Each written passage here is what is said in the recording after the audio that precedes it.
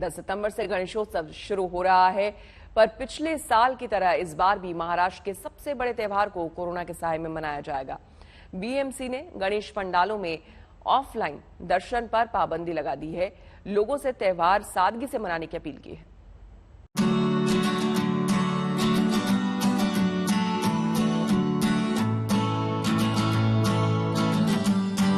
मुंबई में गणेशोत्सव का त्योहार इस बार भी सड़कों पर नहीं मन पाएगा। कोरोना संक्रमण के खतरे को देखते हुए बीएमसी ने कुछ एसओपी जारी किए हैं और लोगों से अपील की है कि गणेशोत्सव को सादगी से मनाएं।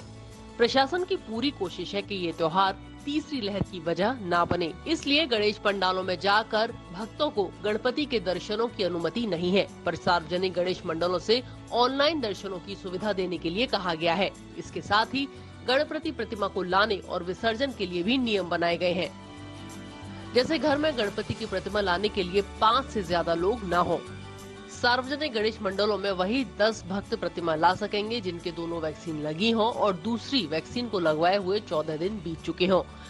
कंटेनमेंट जोन में आने वाले मंडलों से कहा गया है कि वो विसर्जन पंडाल प्रांगण में ही करें या फिर बाद में करें। जो बिल्डिंग सील है वहाँ भक्तों से घरों में ही विसर्जन करने के लिए कहा गया है।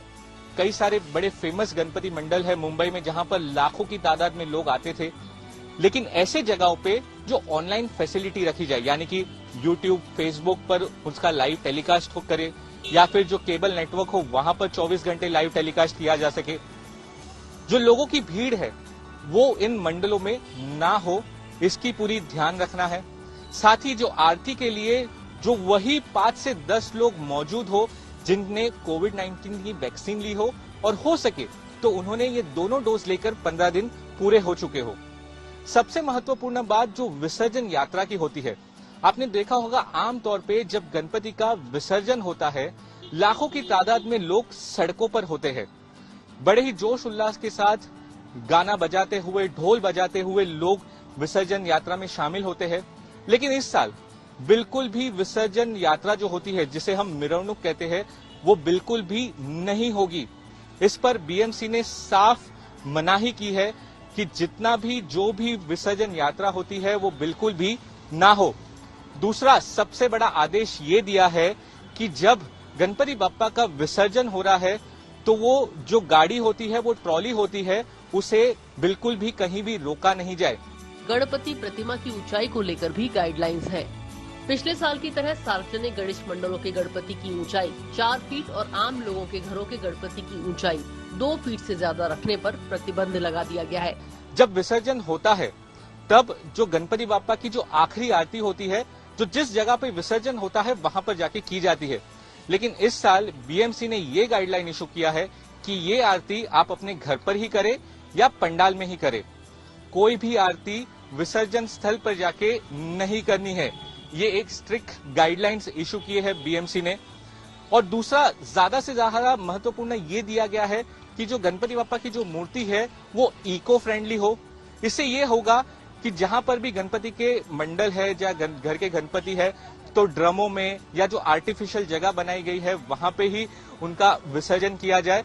तो जो मेजर जो स्थल है, जैसे जो बीचेस वगैरह होते हैं, जुहू चौपाटी हो गया, वर्सोवा बीच हो गया, गिरगांव चौपाटी हो गया, तो वहां पे जाके लोगों की भीड़ ना हो। बीएमसी की चिंता ये है कि सितंबर से ही मुंबई में कोरोना के मामले बढ़ने लगे हैं। पूरे अगस्त में मुंबई में जितने केस आए उसके करीब 1/3 केस सितंबर के पहले 5 दिन में आ गए।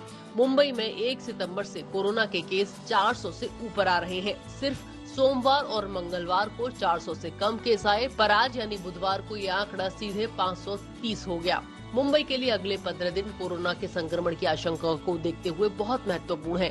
गणेशोत्सव के दौरान संक्रमण को काबू में रखने के लिए बीएमसी ने टेस्टिंग बढ़ाने, मास्क न लगाने वालों पर फाइन लगाने और पब्लिक प्लेस पर ज्यादा मार्शल तैनात करने और जम्बित कोविड केयर सेंटरों को खुले रखने का फैसला किया है। सेकेंड वेव तो चला गया है, तीसरे वेव की खतरा अभी भी बरकरार है।